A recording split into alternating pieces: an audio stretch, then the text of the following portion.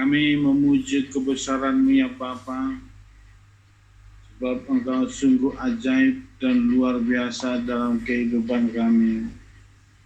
Terima kasih Bapa, buat kasih setia-Mu, buat anugerah-Mu yang terus melimpah dalam kehidupan kami hari lepas hari. Tiba saatnya di malam ini Bapa, kami akan sharing akan kebenaran firman-Mu. Dalam kebenaran firman-Mu ini biarlah kami semakin mengerti bahwa Engkau menghendaki suatu standar hidup dalam kehidupan kami untuk kami layak memasuki dunia yang akan datang, naik ke gunung-Mu yang kudus. Sebab Engkau berfirman ya Bapa, rumah-Mu akan disebut rumah doa segala bangsa. Dan kami orang-orang going, bangsa-bangsa yang Kau perkenankan. Kau buat suatu standar hidup untuk kami layak naik ke gunung-Mu yang kudus. Untuk itu ya Bapa, biarlah lewat kebenaran firman-Mu ini, Engkau menyingkapkan hal-hal yang selama ini hanya sebagai slogan pengertian di dalam mulut bibir kami. Tapi biarlah lewat kebenaran malam ini, kami semakin mengejar kebenaran-kebenaran-Mu. Untuk kami dilayakkan memasuki dunia yang akan datang. Olam haba, perintah dalam kerajaan 1000 tahun bersama Mesias Yeshua HaMashiach.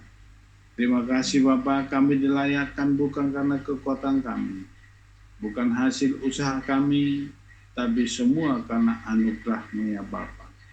Terima kasih Bapa, terpuji-pujilah Engkau kekal selama-lamanya. Dalam nama Yeshua HaMashiach kami berdoa dan mengucap syukur. Haleluya. Amin. Kita didukung.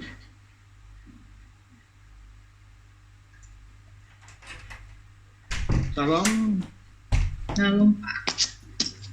Bu Ella, Bu Ulin, kita semua.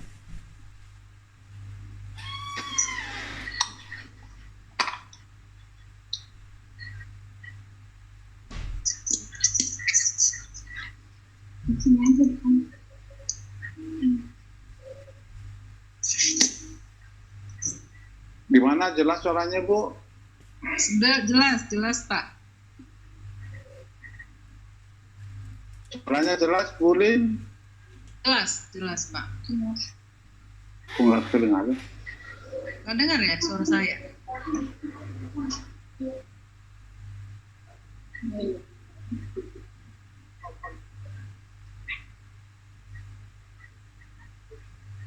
Hah? Jelas ya? Bagus suaranya. Jelas Pak. Ulin udah ngomong tapi kita nggak dengar. Suara dari Bu Ulin kita nggak dengar gimana? Nggak dengar ya Pak? Suara Bu Ulin nggak kedengaran? Masa? Ya bukan dari sananya, tapi mana.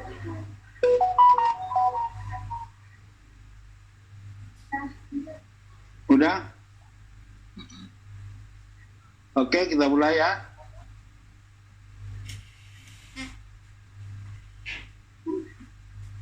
Hari ini kita sharing satu topik,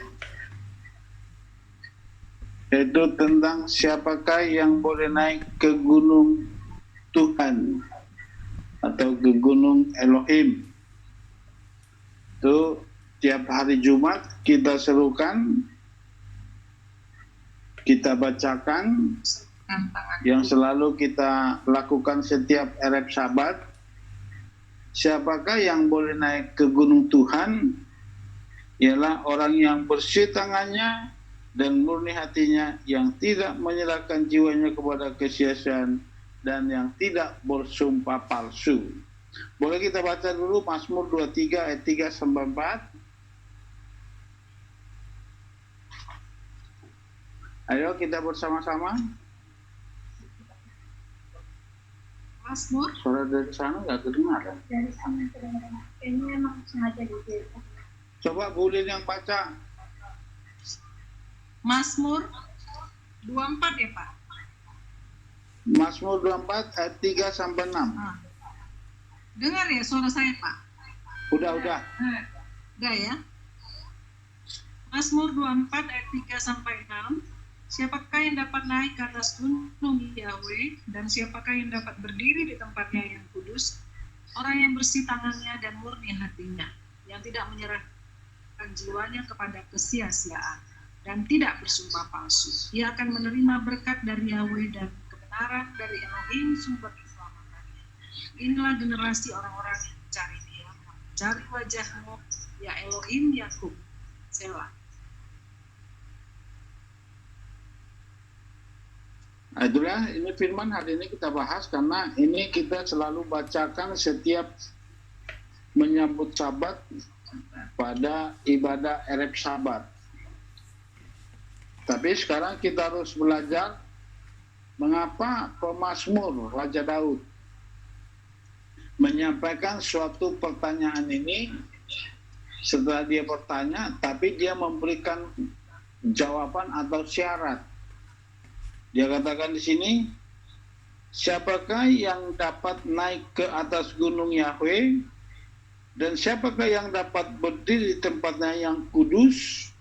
Dijawab sama dia sendiri, orang yang bersih tangannya dan murni hatinya, yang tidak menyerahkan jiwanya kepada kesia-siaan dan tidak bersumpah palsu.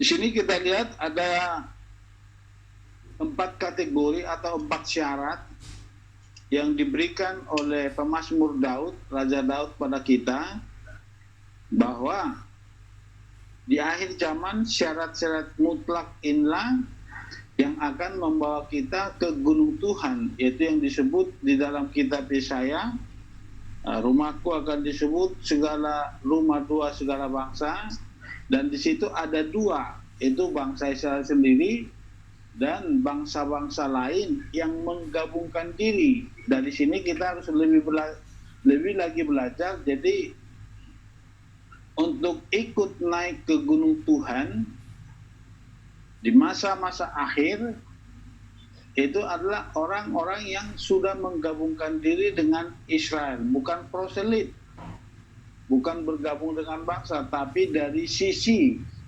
pengajaran dan tata cara ibadah, kita sudah sama dengan kita bangsa-bangsa, sudah sama dengan bangsa Israel. Itu jelas, nanti akan kita baca di bawah. Tapi kita lihat dulu sebelumnya.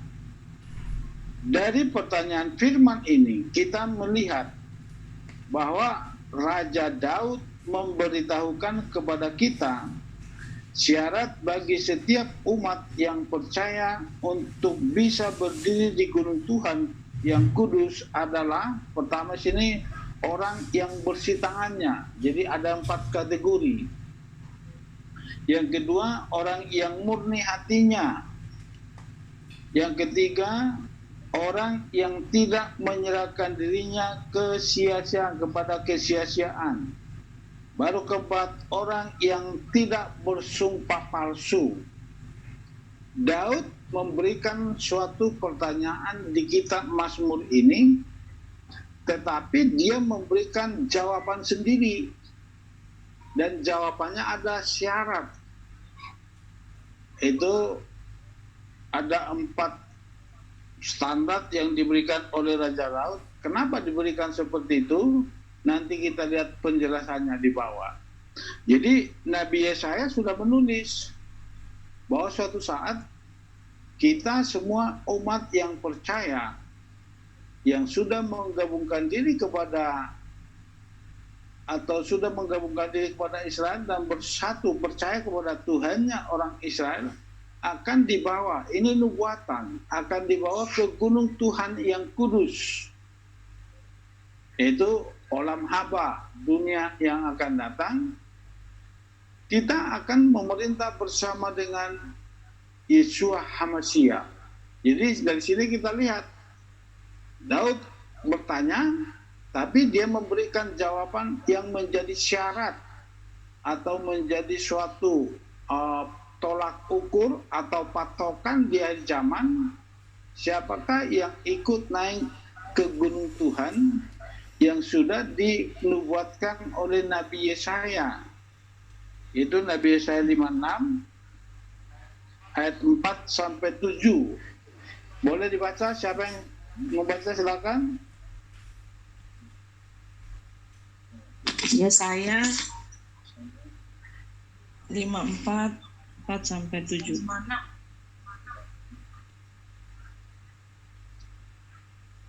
4-7. Di mana 4-7? Sebab inilah Yahweh berfirman kepada orang yang dikebiri, orang yang memelihara hari-hari Sabatku dan memilih yang baru berkenan atasnya, dan yang memegang perjanjianku, maka aku akan dalam tembok-tembok kekuatan dan nama yang lebih baik daripada anak-anak laki-laki dan daripada anak-anak perempuan. Aku akan memberi mereka nama yang abadi yang tidak akan lenyap. Juga bani lain yang mengabungkan dirinya kepada Elohim untuk melayani Dia dan untuk mengasihi nama Yahweh. Jadi hambanya yaitu setiap orang yang memelihara diri dari pencemaran Sabat dan yang memegang janjiku, maka aku akan membawanya ke gunungku yang kudus dan membuat mereka bersuka-cita di dalam rumah doaku. Bahan bakaran mereka dan kurban mereka akan diterima itu, karena rumahku akan disebut di antara bangsa.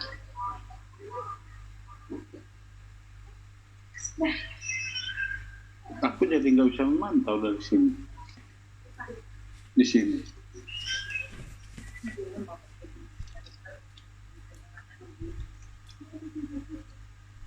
Tapi kan gelombang. Sini kita lihat ya bagaimana Nabi Yesaya sudah berkata, sebab beginilah Yahweh berfirman kepada orang yang dikebiri, yaitu orang-orang yang sudah dipisahkan atau orang-orang dikebiri itu maksudnya dikhususkan, dimurnikan. Jadi kalau dikebiri itu adalah orang-orang yang sudah dikhususkan. Kalau biasanya di Medan itu dikebiri itu anjing, biasanya babi, itu dikebiri. Artinya apa? Dikhususkan. Tidak boleh kawin lagi.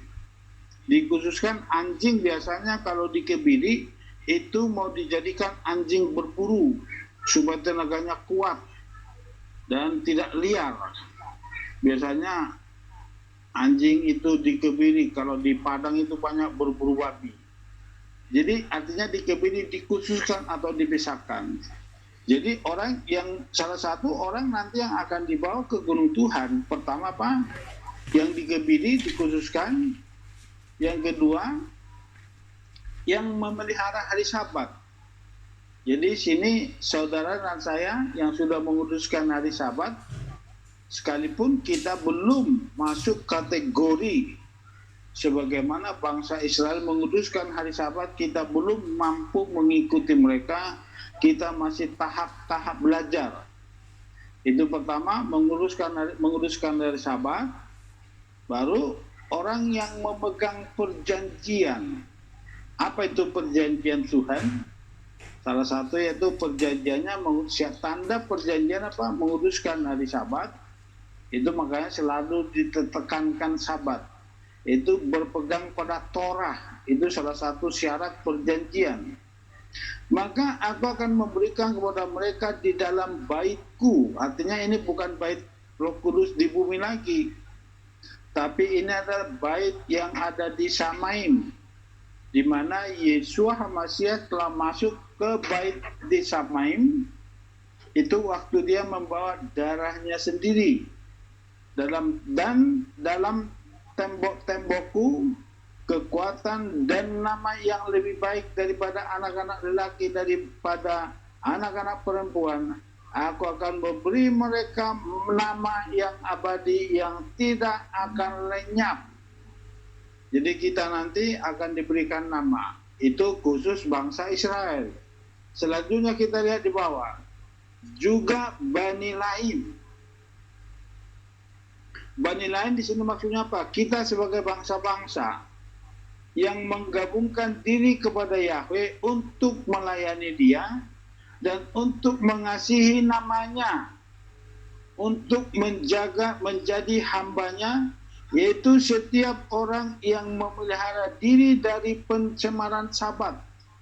Jadi baik bangsa Israel maupun kita bani lain disebut di sini, tetap harus menjaga pencemaran nama baik. Artinya apa? Kita tetap menjaga kekudusan hari Sabat. Dan yang memegang perjanjian, tetap ada perjanjiannya. Maka aku akan membawanya ke gunungku yang kudus. Lihat di situ, tadi di atas itu kepada bangsa Israel, juga bani lain itu bagi saudara dan saya. Syaratnya tetap apa?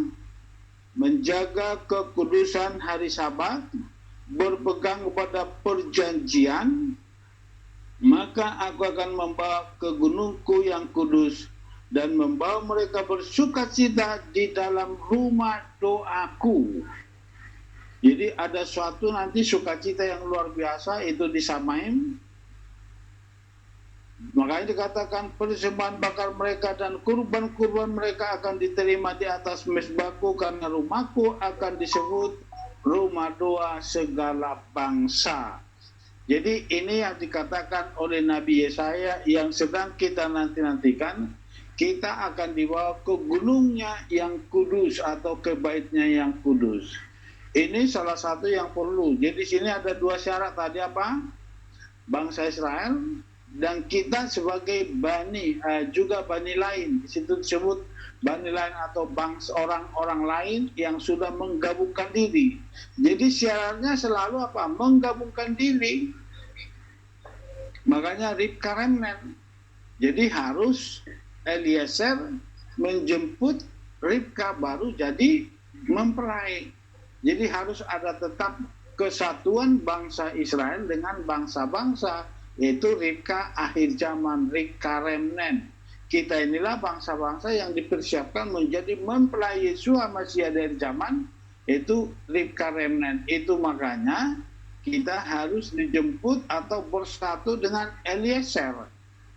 Itu gambaran bangsa-bangsa, karena Abraham adalah gambaran daripada Bapa, Ishak adalah gambaran Yeshua HaMashiach, Eliezer adalah gambaran bangsa Israel, Ribka adalah gambaran bangsa-bangsa. Jadi sini kita lihat, jadi syarat utama selalu yang menggabungkan diri. Itu makanya dikatakan apa? Ada lagi domba-dombaku di luar kandang ini. Artinya apa? Di luar Israel.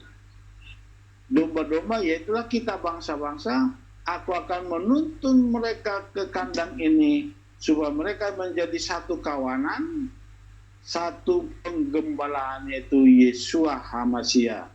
Ini yang sedang kita nantikan. Itu makanya Daud memberikan suatu ilustrasi pertanyaan. Siapakah yang boleh naik ke gunung kudusnya Tuhan? Maksudnya ini, kenapa? Nabi Yesaya sudah bernubuat. Akan ada suatu saat nanti di hari terakhir ini, bangsa Israel dan bani-bani lain atau bangsa-bangsa yang sudah bersatu dengan Israel akan dibawa ke gunung kudusnya Tuhan, yaitu ke Samaim, Olam Haba. Dunia akan datang memerintah bersama dengan Yeshua HaMashiach di kerajaan 1000 tahun. Itu makanya sekarang Daud memberikan suatu syarat. Tadi 4 itu. Orang yang bersih tangannya, murni hatinya, tidak memberikan dirinya kepada kesia-siaan, dan yang keempat, tidak bersumpah palsu. Ini salah satu syarat. 4 ini syarat mutlak. Dibalik daripada apa yang dinubuatkan Nabi Yesaya, orang-orang yang sudah dikebiri tadi, yang sudah dikhususkan, yang memelihara hari Sabat, dan yang tetap berpegang pada perjanjian. Kita sudah termetra dengan perjanjian kepada Yeshua HaMashiach melalui apa? Baptisan, yaitu baptisan pertobatan dan baptisan kematian bersama Yeshua HaMashiach. Kita lihat di bawah. Mengapa Raja Daud memberikan pertanyaan ini dan syarat untuk kita layak naik ke gunung Tuhan yang kudus, yang penuh kemuliaannya? Jadi kita tanya sekarang, mengapa Raja Daud memberikan suatu pertanyaan? Tetapi dia berikan jawaban dan menjadi syarat bagi kita. Jawabannya, karena Raja Daud telah melihat di dalam Torah, ada di dalam Torah, sosok atau contoh bagi Raja Daud dan bagi kita di akhir zaman ini, seseorang yang sudah naik ke gunung Tuhan dan bertemu dengan Tuhan atau Bapa Yahweh berhadapan muka dengan muka, yaitu Mose. Ini yang perlu menjadi kita gali sekarang. Mose sudah naik. Jadi dari sini kita lihat kejadian ini waktu terjadi di Gunung Sinai. Gunung Sinai menjadi gunungnya Tuhan. Tuhan hadir di Gunung Sinai, dipenuhi dengan kemuliaannya, tetapi Musa bisa naik ke gunung Tuhan dan diminta oleh Bapa. Tapi bangsa Israel dikasih batas belum layak naik ke gunung Tuhan. Ini kita lihat menjadi tolak ukur bagi kita saat ini. Bagaimana nanti kita siap dengan syarat-syarat yang dipenuhi oleh Mose, yang dilihat oleh Raja Daud di dalam Torah. Itu makanya Raja Daud bertanya, siapakah yang bisa naik ke gunung Tuhan? Baru dia berikan di ayat selanjutnya, itu 4 syarat. Orang yang bersih tangannya, murni hatinya, tidak memberikan diri hidup kepada kesia-siaan, dan tidak bersumpah palsu. Berkata iya di atas iya, tidak di atas tidak. Jadi perlu kita renungkan syarat-syarat ini. Sudahkah saudara dan saya sekarang layak seperti Mose naik ke gunung Tuhan atau belum? Atau kita masih terus mengejar dan mengejar? Dan yakinlah dan percaya Tuhan nanti yang akan melayakkan kita. Seperti Mose dipanggil oleh Tuhan sendiri, tetapi engkau naiklah ke gunung ini, berdirilah di sini bersama dengan aku. Itu kata Tuhan kepada Mose. Makanya Mose naik, karena tanpa dipanggil Mose takut, bahkan tidak berani naik menghadap Bapa. Dan disitulah Mose menerima semua berkat-berkat yang sungguh luar biasa, yaitu Torah yang menjadi pedoman hidup bagi bangsa Israel dan bagi kita di akhir zaman ini. Kita lihat syarat Mose. Mose naik ke Gunung Sinai yang dipenuhi kemuliaan Tuhan. Apakah semua bangsa Israel naik?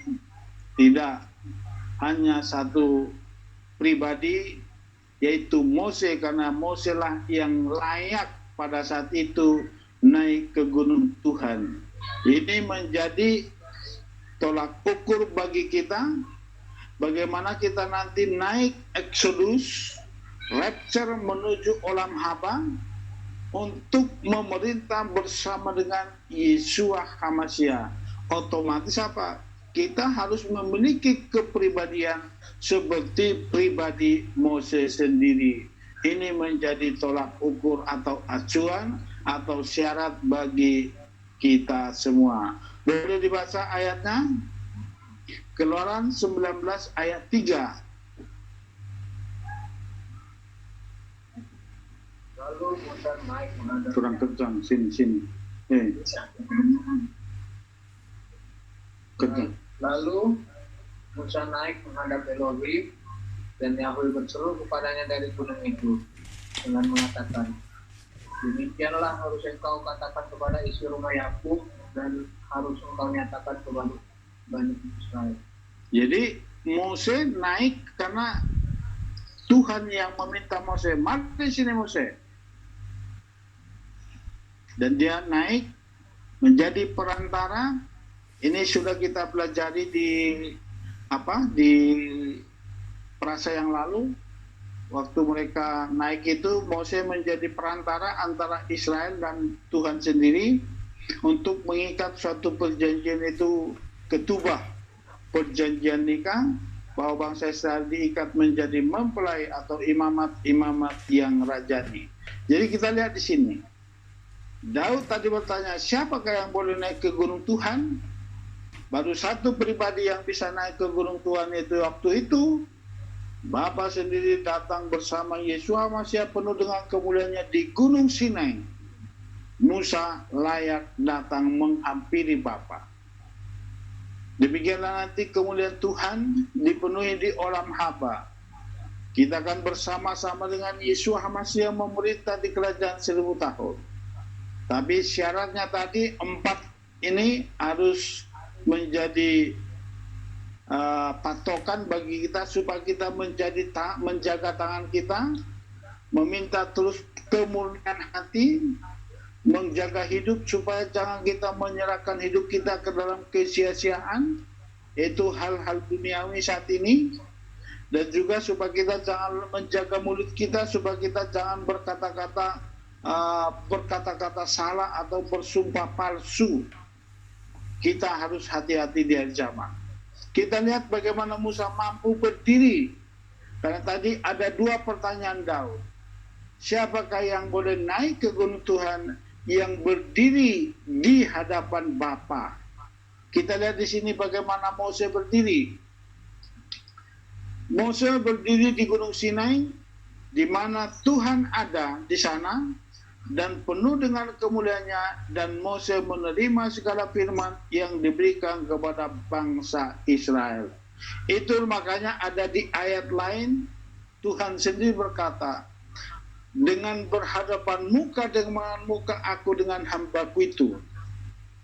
Waktu Maryam dan Aaron mengata-ngatai Mose, langsung Tuhan sendiri yang membela Mose. Dikatakan apa? Tuhan jelas berhadapan muka dengan muka bersama dengan Musa.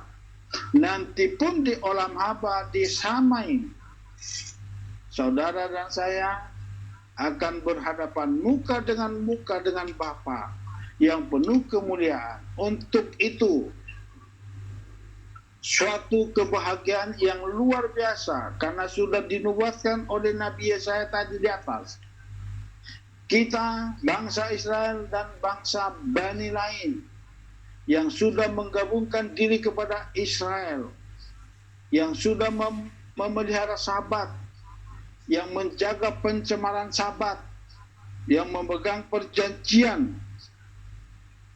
pasti dibawa ke gunung Tuhan dan akan menikmati, dan kita diberikan nama yang abadi. Jadi kita lihat di sini Daud tadi membuat suatu pertanyaan, siapakah yang boleh naik, siapakah yang boleh berdiri, dipenuhi oleh Mose. Itu makanya Daud bertanya, karena dia sudah melihat sosok ini, dia buat suatu pertanyaan ini, diberikan suatu jawaban, dan menjadi syarat mutlak bagi kita di hari zaman, menjadi tolak ukur supaya kita umat yang percaya berhati-hati menjaga tangan kita, perlakuan kita sehari-hari, memurnikan hati kita supaya kita jangan bersumpah palsu dan menyerahkan hidup ke dalam kesia-siaan. Coba dibaca Ulangan 5 ayat 28 sampai 31.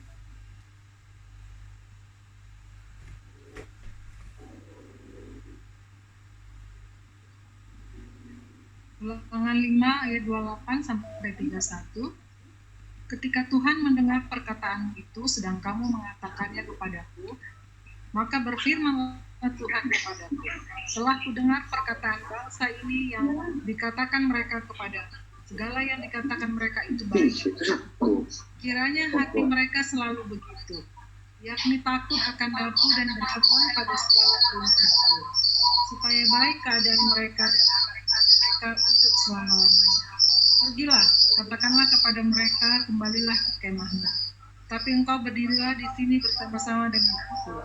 Maka aku hendak mengatakan kepadamu segala perintah, yakni ketetapan dan peraturan yang harus kau ajarkan kepada mereka, supaya mereka melakukannya di negeri yang diberikan kepada mereka untuk dimiliki. Sudah, kita lihat di situ Musa sendiri dikatakan oleh Bapa, tetapi engkau berdirilah di sini bersama-sama dengan aku, maka aku hendak mengatakan kepadamu segenap perintah, yakni ketetapan dan peraturan yang harus kuajarkan kepada mereka, supaya mereka melakukannya di negeri yang kuberikan kepada mereka untuk dimiliki. Jadi di situ kita lihat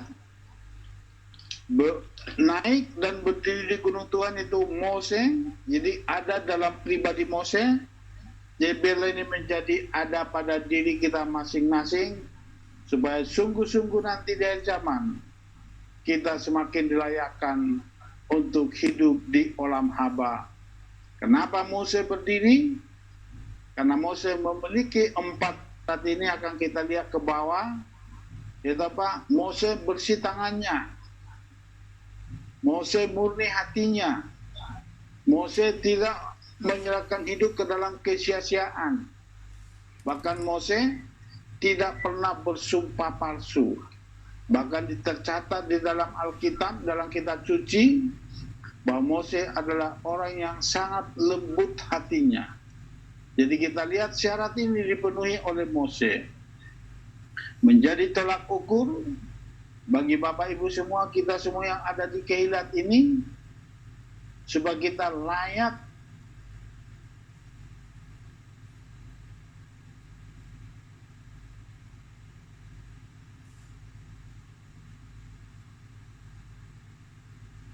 bahkan para rabinik atau rabi-rabi berkata bahwa menguduskan hari Sabat, menikmati hari Sabat itu 1/60 daripada dunia yang akan datang. Artinya apa? Kita sedang mencicipi olam haba. Kalau kita benar-benar dengan baik, bersungguh-sungguh hati menguduskan hari Sabat dan menjadikan hari Sabat hari yang penuh dengan kenikmatan. Tetapi kalau kita menguduskan hari Sabat dengan terpaksa, atau kita datang berhari Sabat merasa tidak enak, artinya apa? Kita belum menikmati kekudusan hari Sabat. Kita belum menikmati nikmatnya hari Sabat. Mari kita semakin belajar, mari kita semakin sungguh-sungguh, mari kita semakin minta pengertian kepada Bapa, supaya setiap hari Sabat kita benar-benar datang untuk menikmati hadirat Bapa Yahweh di hari Sabat. Itu makanya kalau kita lihat di doa-doa Sidur, di hari Sabat, di dalam doa Sidur tidak ada permohonan atau permintaan. Semuanya sedang doa-doa untuk memuji dan memuliakan Bapa Yahweh, karena Sabat adalah profetik di olam haba. Coba dibaca bagaimana Musa memenuhi syarat. Itu pertama, orang yang bersih tangannya ada pada diri Mose. Silakan Bilangan 16 ayat 15.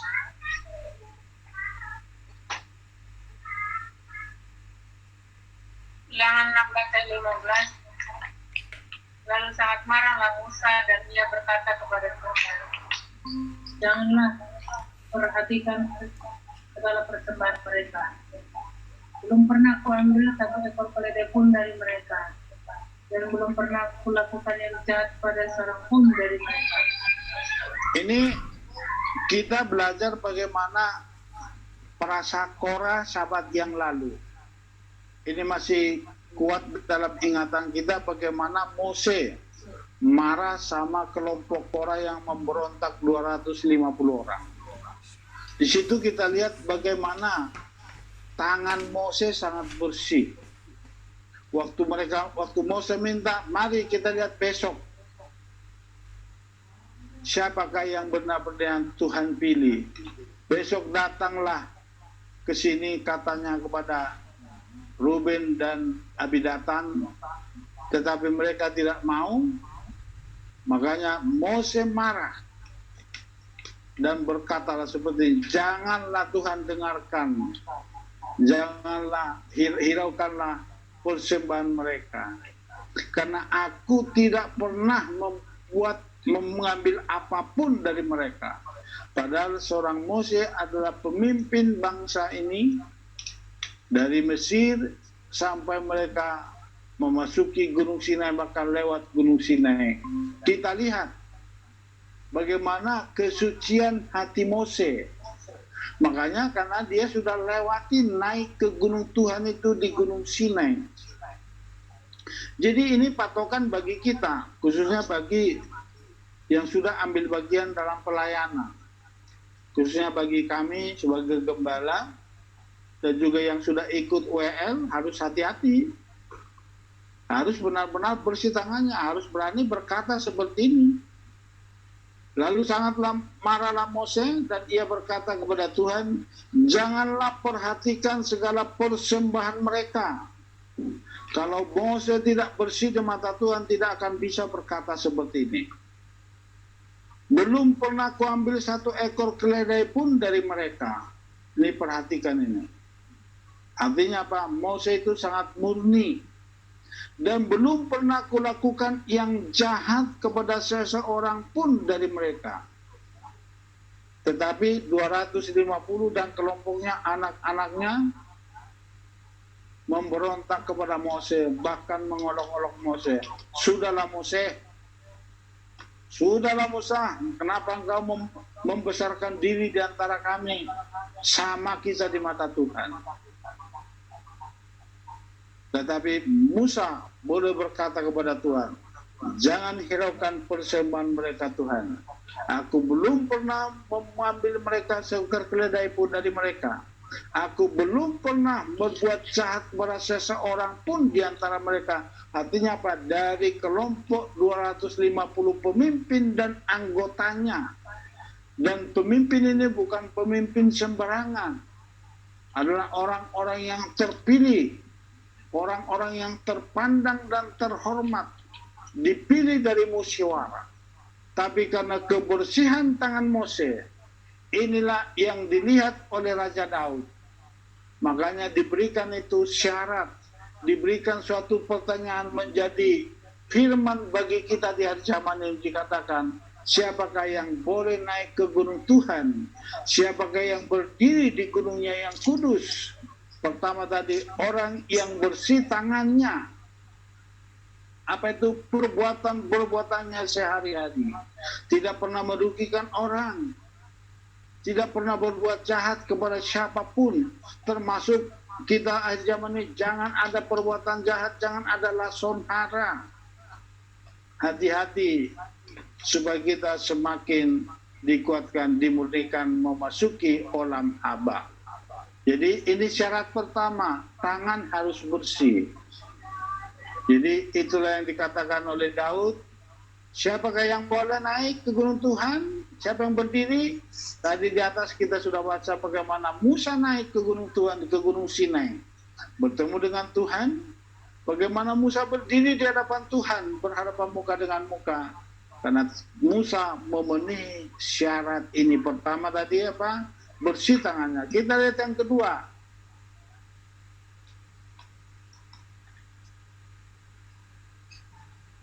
Orang yang murni hatinya. Jadi kemurnian hati itu sangat dibutuhkan di akhir zaman. Kemurnian hati untuk beribadah. Kemurnian hati untuk datang kepada Tuhan. Kemurnian hati dalam suatu komunitas. Menjaga kebaikan satu dengan yang lain. Itu ada pada Mose. Orang yang murni hatinya ada juga pada pribadi Mose. Itu saya katakan tadi di awal, mengapa Daud memberikan suatu pertanyaan dan dia memberikan jawaban menjadi syarat atau tolak ukur bagi kita umat yang percaya di akhir zaman ini untuk memasuki olam haba. Kita lihat, dibaca Keluaran 3 ayat 11 sampai 12. Boleh? Siapa yang paling cepat dapat berkat dan hatinya semakin dimurnikan. Keluaran 3 ayat 11 ayat 12. Dan Musa berkata kepada Elohim, siapakah aku ini? Masakan aku yang akan menghadapi Firaun, dan bahwa aku yang harus membawa Bani Israel keluar dari Mesir. Lalu dia berfirman, aku ada bersamamu. Dan inilah tanda bagimu bahwa aku telah mengutus engkau. Ketika engkau membawa orang-orang itu keluar dari Mesir, engkau akan melayani Elohim di gunung ini. Jadi Tuhan berfirman kepada Mose untuk pergi ke Mesir membawa bangsa Israel. Musa tidak langsung menerima. Dia bertanya kepada Tuhan, siapakah aku ini Tuhan? Aku tidak layak. Tetapi kenapa dia mau?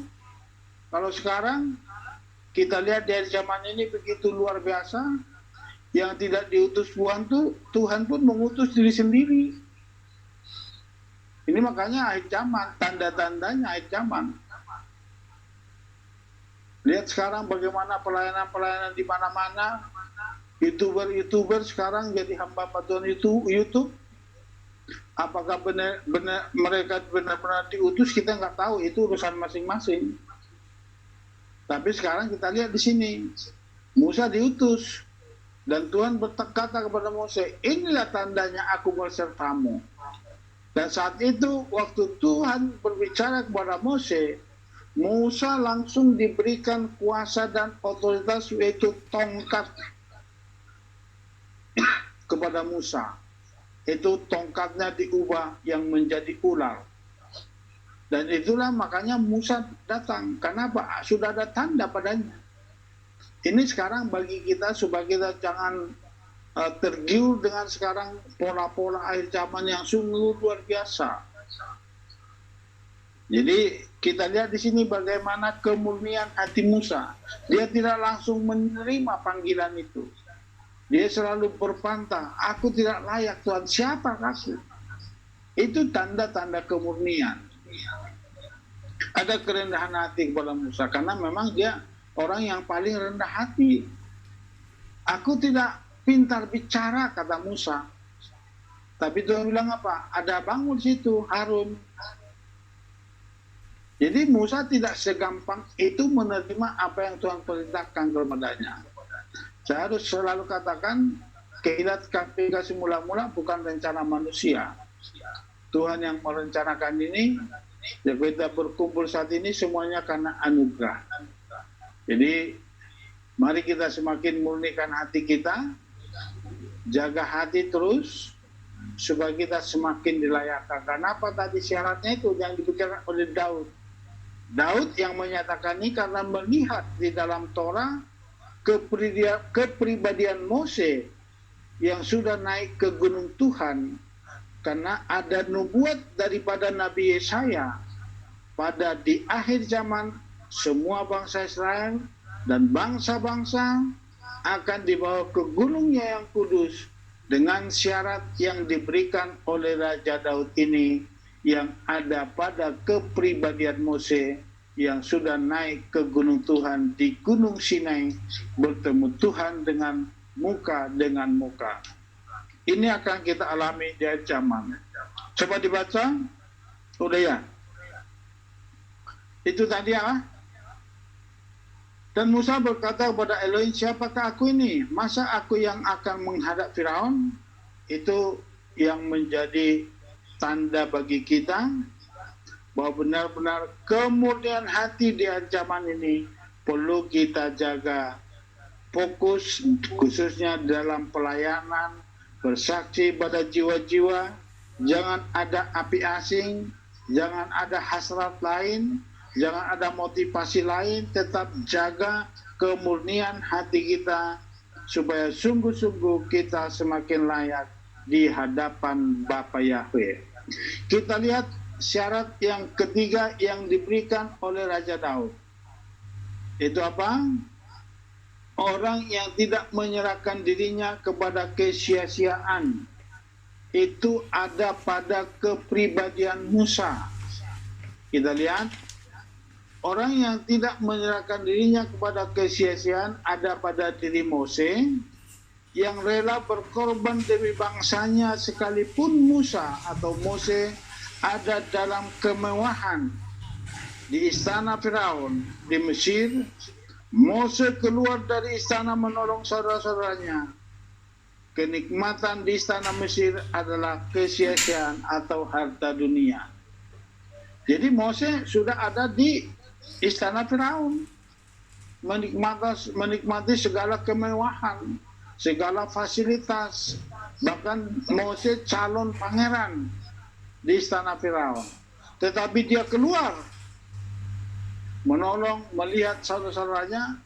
Begitu dia lihat ada keluarga atau bangsa Israel berantem kepada bangsa Mesir, dia bela bangsanya, dia pukul bangsa Mesir dan dikubur dalam pasir. Inilah cikal bakal Mose dipanggil keluar dari istana Firaun dan menjadi pengembara di Midian 40 tahun dan bertemu dengan Tuhan. Kenapa ini terjadi?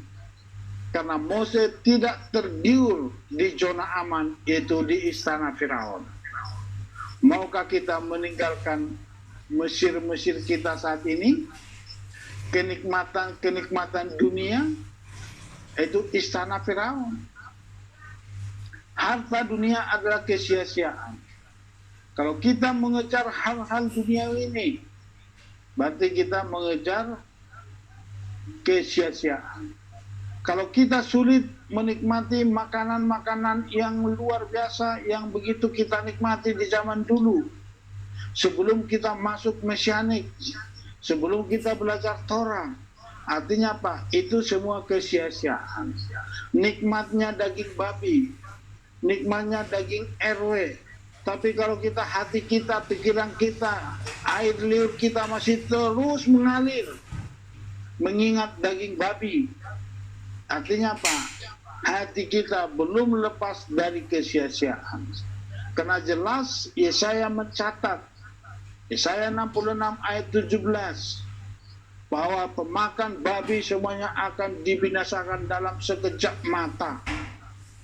Jadi kalau saudara dan saya sudah lolos dari makanan-makanan yang tidak berkenan, ternyata itu adalah kesia-siaan sekalipun nikmat secara dunia, tetapi dalam Torah atau di hadapan Bapa Yahweh itu tidak berkenan. Bersyukurlah, semua itu karena anugerah, bukan hasil usaha kita. Kita terbebas dari ikatan-ikatan masa lalu. Banyak lagi mungkin ada dalam pikiran kita, ada dalam hati kita, ada dalam hobi kita, ada dalam tradisi. Mari kita semua berdoa bersungguh-sungguh hati supaya kita terlepas dari kenikmatan dunia ini, karena itu semua adalah kesia-siaan.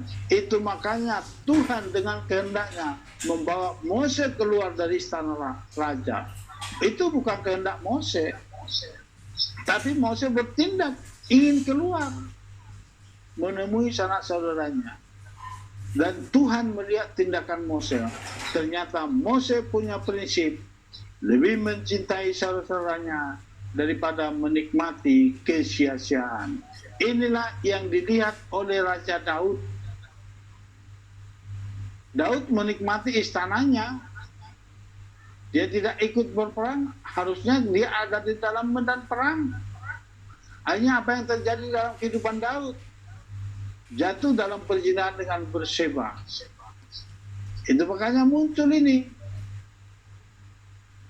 Jangan nikmati hal-hal duniawi. Jangan tergiur dengan akan kenikmatan dunia ini. Karena semuanya itu akan menuju kesia-siaan.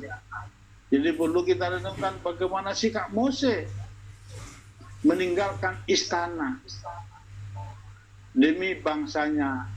Dan Tuhan melihat isi hati Mose dan dia dibawa menjadi juru selamat, menjadi gambaran Yeshua Mashiach, membawa bangsa Israel keluar dari Mesir. Keluaran 2 ayat 12. Boleh dibaca putih orang?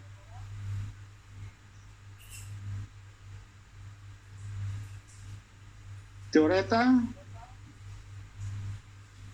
Ayo yang lain.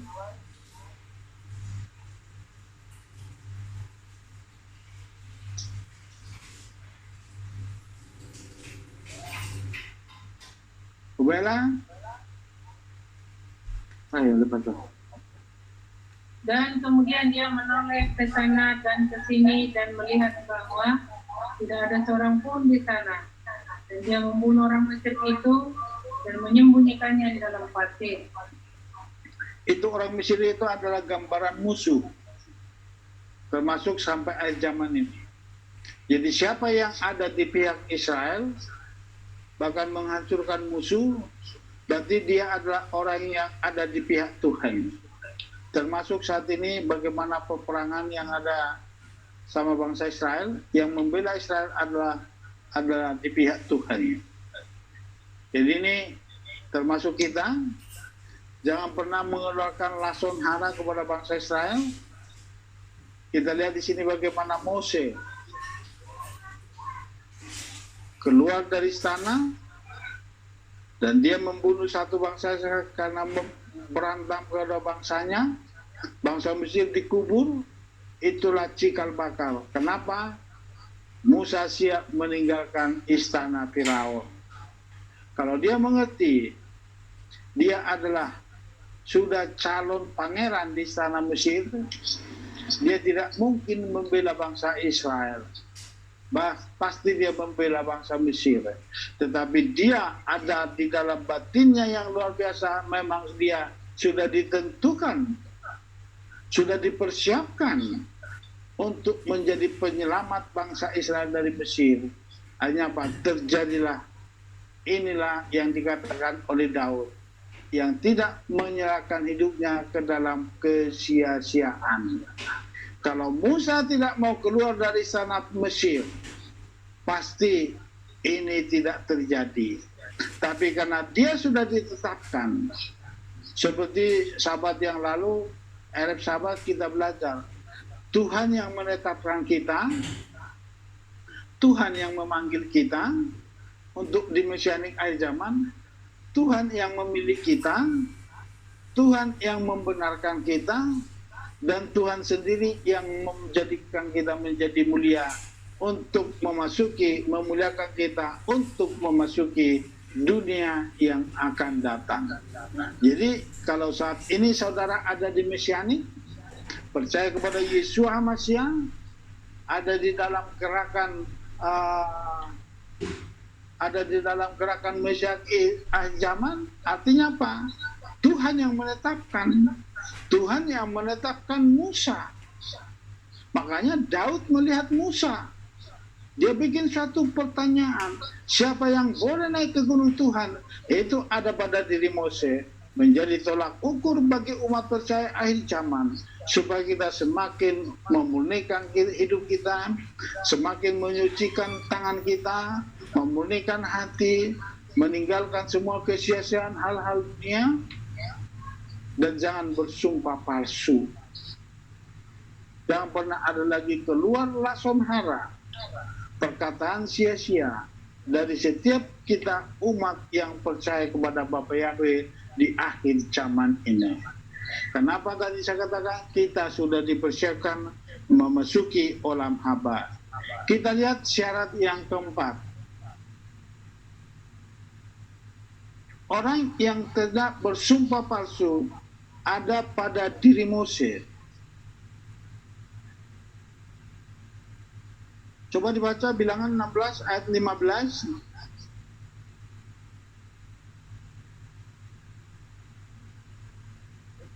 Bilangan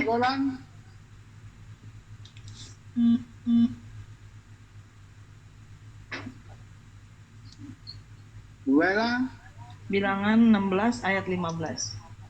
Dan Musa menjadi sangat marah dan berkata kepada Yahweh, janganlah berpaling kepada persembahan tunjukkan mereka. Aku tidak pernah mengambil seekor keledai pun daripada mereka, dan tidak pernah menyakiti seorang pun dari mereka. Itu perkataan yang bisa dipertanggungjawabkan. Tidak ada kepalsuan, tidak ada perkataan palsu di situ. Tidak ada sumpah-sumpah yang lain di situ, yang palsu. Jadi Musa itu layak ada dalam pribadi Mose yang tidak bersumpah palsu. Dia berani berkata kepada Bapa, aku belum pernah mengambil seekor keledai pun daripada mereka. Aku tidak pernah menyakiti seseorang pun dari mereka. Itu perkataan yang bisa dipertanggungjawabkan. Banyak saat ini dari zaman anak-anak Tuhan perkataannya nggak bisa dipegang. Pagi A, siang B, sore C, malam udah D perkataannya. Padahal Tuhan berbicara apa? Katakanlah iya di atas iya, bersifatlah seperti laki-laki, seperti Mose ini.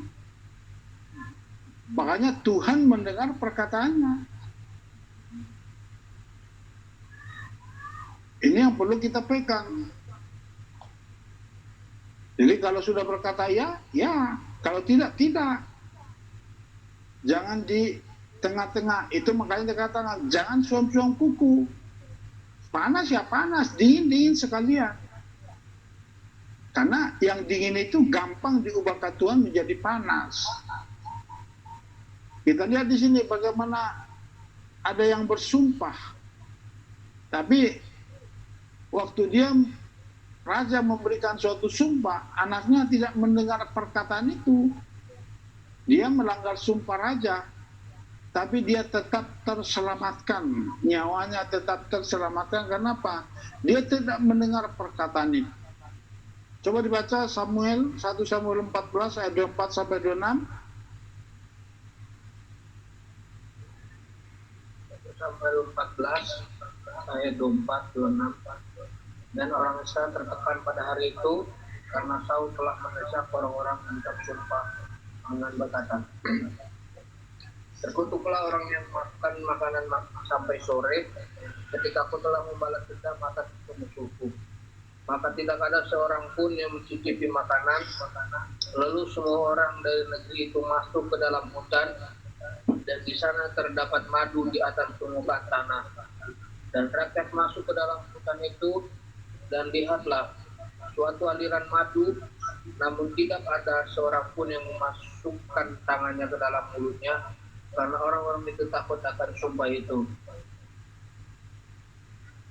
Jadi itu Raja Saul membuat suatu sumpah setelah dia membalas pada musuh, dan bangsa Israel tidak ada yang melanggar.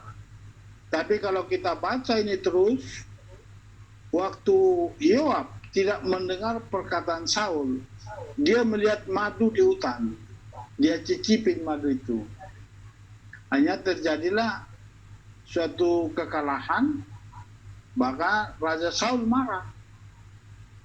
Siapa yang telah memakan sebelum sore, kedapatanlah itu Yoab.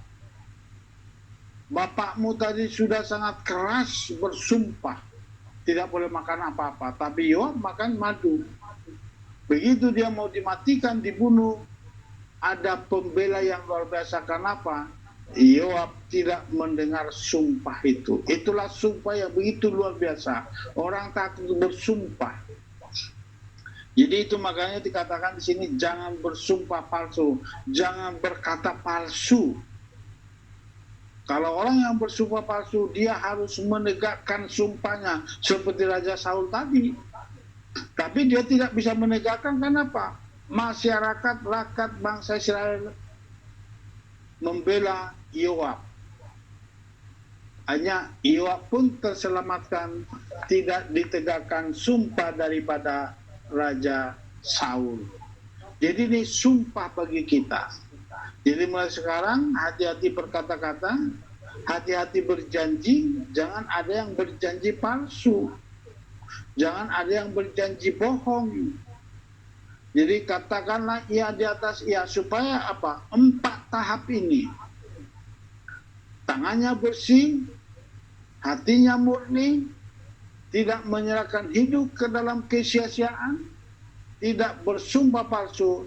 Pasti orang yang memiliki kriteria ini pasti naik ke gunung Tuhan yang sudah dinubuatkan oleh Nabi Yesaya di 56 ayat 4 sampai 7 tadi kita sudah baca di atas. Itulah makanya Raja Daud berkata, siapa yang boleh naik ke gunung Tuhan? Siapa yang boleh berdiri di tempat yang kudus? Adalah orang yang bersih tangannya, murni hatinya, tidak menyerahkan hidup ke dalam kesia-siaan, dan tidak bersumpah palsu. Jadi 4 syarat ini mari kita kejar dengan belajar Torah, belajar firman.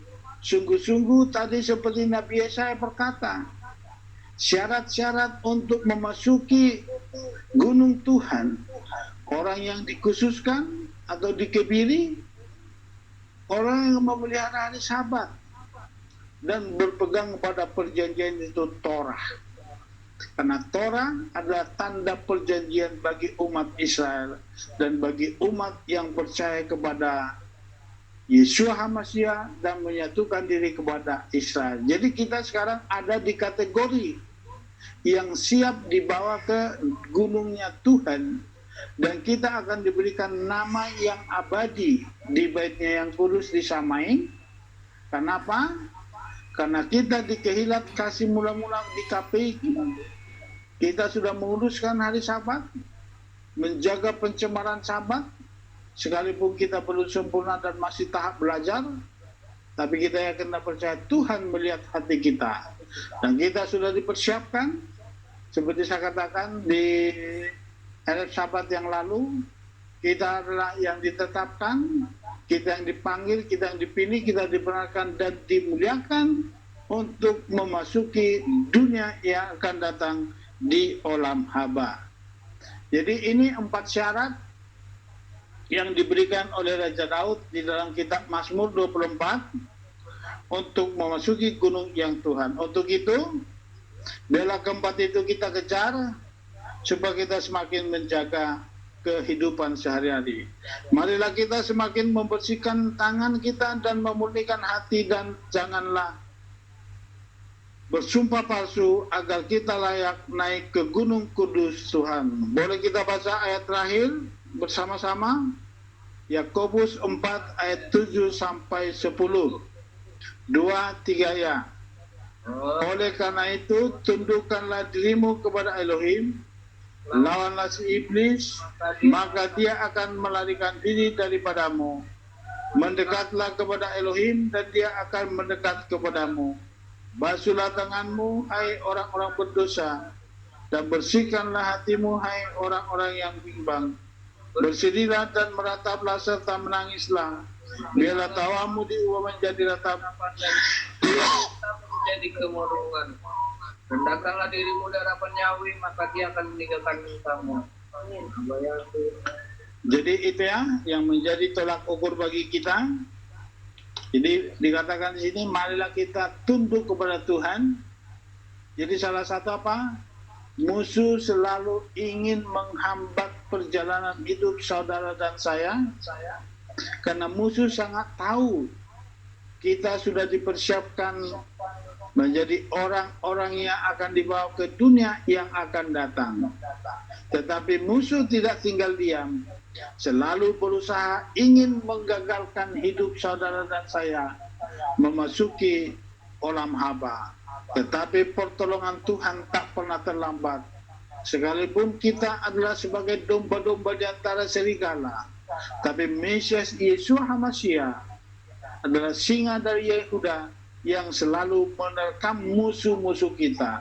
Untuk itu, mari kita semakin menundukkan diri kepada Elohim, semakin mendekat kepada Elohim, supaya sungguh-sungguh musuh kita lari dari hadapan saudara dan saya.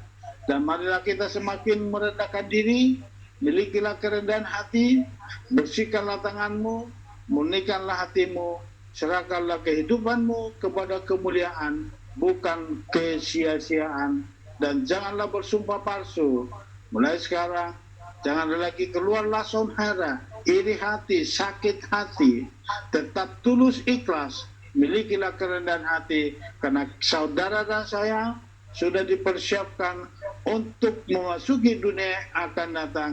Karena Tuhanlah yang memanggil kita, Tuhanlah yang menetapkan kita, Tuhanlah yang membenarkan kita, dan Tuhan yang memuliakan kita untuk memasuki dunia yang akan datang, memerintah di kerajaan 1000 tahun bersama Mesias Yeshua HaMashiach. Jangan sia-siakan proyek besar dalam hidup saudara yang sudah dipersiapkan Bapa Yahweh. Tetap serahkan hidup, tetap serahkan mendekat kepada Tuhan lewat menguduskan hari Sabat, belajar Torah, dan tetap setia bersekutu. Puji Bapa Yahweh. Bapa Yahweh memberkati kita semua. Amin. Ini yang bisa saya bagikan di ibadah Zoom ini. Biar ini menjadi berkat bagi saudara saya. Mungkin ada yang mau sharing, ada yang mau pertanyaan, silakan dibuka ruang sharing.